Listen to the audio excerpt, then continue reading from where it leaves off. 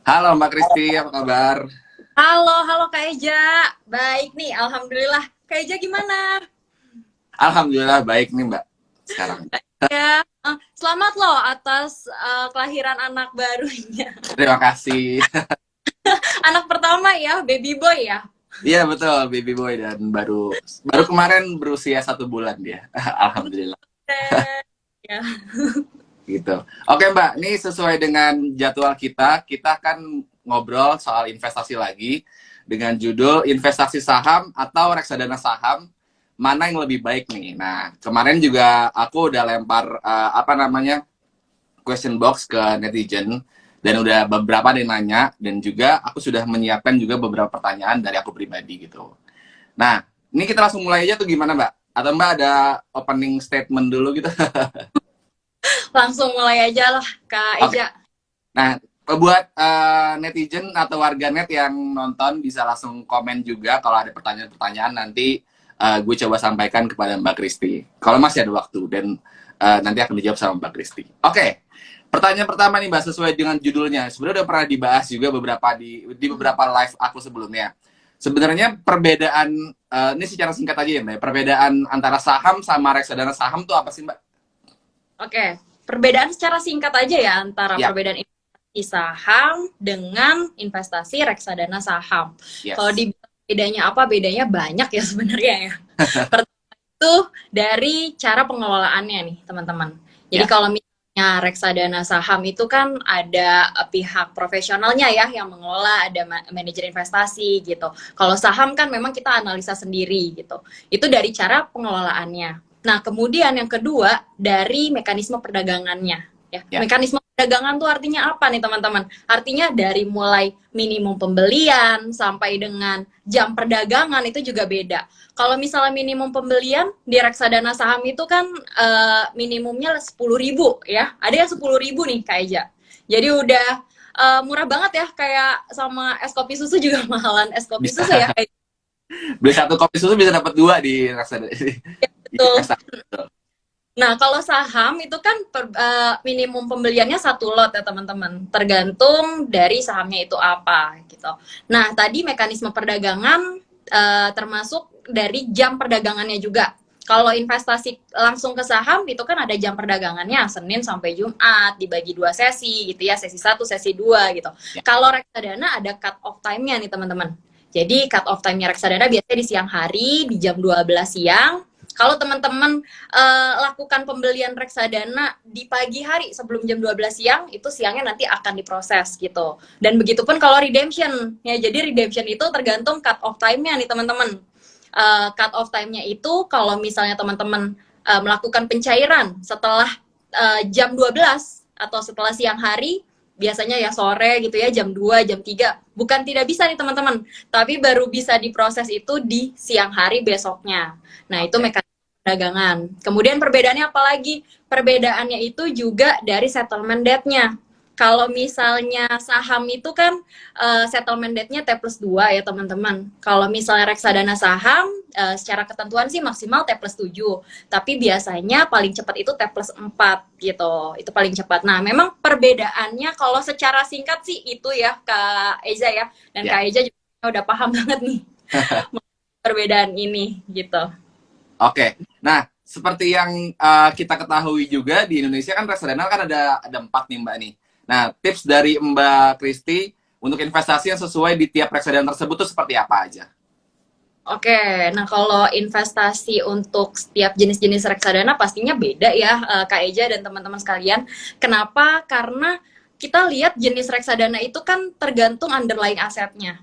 Ya. Dimulai yang risikonya paling rendah dulu deh, dimulai dari money market atau reksadana pasar uang. Itu underlying asetnya, itu underlying asetnya itu kan manajer investasi akan mengelola dana teman-teman itu mayoritasnya ke instrumen-instrumen pasar uang. Nah, Ya. instrumen pasar uang tuh apa sih?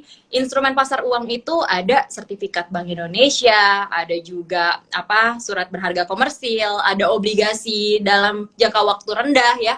Kemudian ada deposito gitu. Memang mayoritasnya deposito. Nah, kemudian ada fixed income. atau pendapatan tetap. Ini pendapatan tetap artinya bukan returnnya terus tetap ya teman-teman ya. Karena reksadana tuh nggak menjanjikan return yang tetap gitu. Nah ini pendapatan tetap itu mayoritasnya 80% di obligasi underlying asetnya. Nah kemudian ada reksadana balance fund atau campuran. Ini sesuai namanya. Ini sesuai namanya campur-campur artinya ada obligasinya, ada depositonya gitu ya. Ada sahamnya juga. Karena udah ada saham, secara return pasti lebih menarik dibandingkan yang RDPT dan juga RDPU. Nah, yang terakhir itu ada equity fund atau reksadana saham yang tadi juga udah dijelasin perbedaannya sama saham. Nah, kalau untuk reksadana saham ini minimal 80% underlying asetnya itu adalah saham. Nah, tipsnya untuk investasi di jenis-jenis reksadana ini memang beda ya teman-teman. Karena apa? Karena akan optimal kalau teman-teman sesuaikan dengan tujuannya teman-teman masing-masing gitu.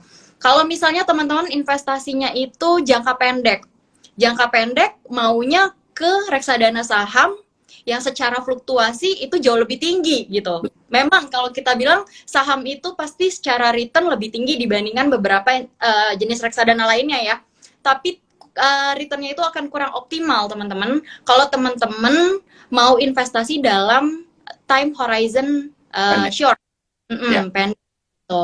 Nah jadi disesuaikan. Tipsnya itu ya menyesuaikan tujuan investasi teman-teman. Kalau misalnya jangka pendek ya cocoknya RDPU. Mungkin kalau jangka pendek menengah 1-3 tahun itu RDPT. Lewat dari 3 tahun balance fund. Kalau misalnya Kak Eja nih mau investasi buat anaknya gitu ya dan anak misal 5 tahun atau di atas 5 tahun ya equity fund gitu. Paling itu Kak Eja.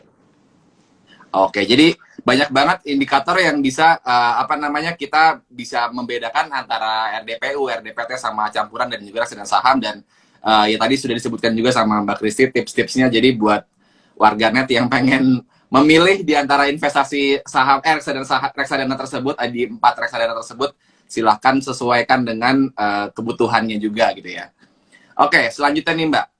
Indikator apa yang harus diperhatikan ketika kita ingin berinvestasi di reksadana? Oke, kalau indikator reksadana sih yang paling pertama teman-teman perhatikan tadi ya jenis-jenis reksadananya nih biar sesuai atau enggak sama tujuannya. Yang kedua, indikator reksadana yang diperhatikan adalah fund fact sheet-nya, teman-teman. Jadi di dalam fund fact sheet itu ada beberapa indikator-indikator penting. Teman-teman nggak usah khawatir, nggak usah semuanya diperhatikan gitu. Tapi memang ada poin-poin yang sebaiknya teman-teman cermati gitu. Apakah ini baik atau enggak? Pertama, dari performanya, kinerja manajer investasinya. Nah, kira-kira gimana kinerjanya dalam rentang 1 bulan, 3 bulan, 1 tahun, 3 tahun, bahkan sampai all time-nya juga ada di situ ya, di dalam fund sheet. Nah, kemudian yang kedua yang nggak kalah penting adalah asset allocation-nya, teman-teman. Jadi kalau di fund fact sheet, apalagi kalau teman-teman mau investasinya ke reksadana saham, itu asset allocation-nya harus diperhatiin. Ini manajer investasi mengelola dana teman-teman di reksadana tersebut ke berapa saham. Biasanya diinformasikan di dalam fund fact sheet itu ada 10 saham gitu yang terbesarnya. Nah, itu teman-teman bisa jadi bahan pertimbangan tuh. Saham-sahamnya isi defensif ataukah saham yang justru sangat agresif gitu ya. Itu kan jadi bahan pertimbangan. Nah, untuk reksadana ini sebenarnya sama halnya sama saham juga nih, teman-teman. Karena reksadana pun juga punya rasio-rasio. Kalau saham itu kan ada rasio fundamental gitu ya. Kita bisa bilang ada PBV, ada PE ratio untuk ngitung valuasi gitu ya. Ada juga earning per share dan sebagainya gitu. Nah, kalau di reksadana ini ada rasio yang namanya Sharpe ratio nih, teman-teman. Nah, Sharpe ratio itu apa sih? Sharpe ratio itu indikator untuk teman-teman melihat bagaimana returnnya reksadana terhadap risikonya. Semakin besar Sharpe ratio, itu semakin bagus. Semakin kecil, ya berarti dia akan lebih tinggi resikonya lah dibandingkan returnnya. Nah, kemudian yang kedua, selain Sharpe ratio, itu ada drawdown, teman-teman. Tapi ini sebenarnya hanya tambahan aja sih. Boleh teman-teman jadikan bahan pertimbangan juga. Ketika teman-teman melihat drawdown ini adalah indikator untuk teman-teman melihat potensi penurunan maksimal suatu produk reksadananya. Artinya apa? Artinya kalau drawdown-nya itu tinggi, si reksadana A drawdown-nya tinggi, si reksadana B drawdown-nya lebih rendah gitu. Nah, artinya yang A itu berarti sangat agresif pergerakannya teman-teman. Itu boleh dijadiin pertimbangan. Karena kalau yang agresif kan akan kurang sesuai ya Kak Eja. Kalau misalnya kita mau investasi dalam rentang waktu cepat, tapi pergerakannya sangat agresif, itu kurang sesuai. Nah, yang terakhir ada rasio yang namanya expense ratio teman-teman. Expense ratio ini adalah indikator untuk teman-teman melihat manajer investasi itu bagaimana performanya dalam mengelola biaya operasional reksadana.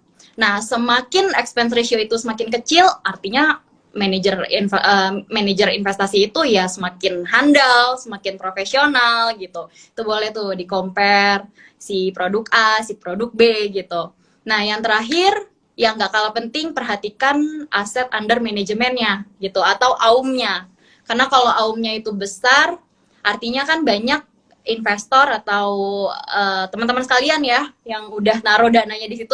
Kalau besar, kalau banyak, ya berarti banyak orang yang percaya sama produk reksadana itu gitu. Kayak aja banyak juga ya. Baik banget. Nah, jadi mungkin aku recap sedikit ya. Jadi yang perlu diperhatikan atau indikator-indikatornya tadi salah satunya mungkin salah banyaknya adalah fund fact sheet-nya harus kita cek juga, terus juga kita cek drawdown-nya, terus juga expense ratio, sama yang terakhir kita harus ngecek si AUM-nya juga ya Mbak ya. Jadi Ya. itu indikator-indikator yang harus kita perhatikan sebelum kita akhirnya memutuskan untuk berinvestasi di reksadana. Nah, itu kan barusan di reksadana nih Mbak. Kalau misalnya indikator yang harus kita perhatikan kalau pengen investasi di saham tuh apa aja tuh Mbak? Kalau saham kayaknya semuanya harus diperhatiin ya kayak aja. Karena kan saham itu sangat sensitif ya teman-teman ya. Merespon apapun gitu yang terjadi di market, entah berita negatif, berita positif, pasti langsung direspon sama pasar saham.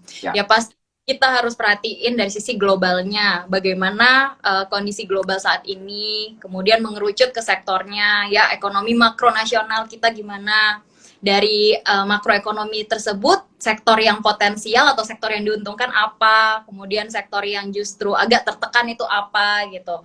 Mengerucut lagi ke emiten, bicara saham pasti erat kaitannya sama yang namanya analisa fundamental teknikal gitu. Fundamental ada lagi, bagi lagi kuantitatif, kualitatif gitu ya.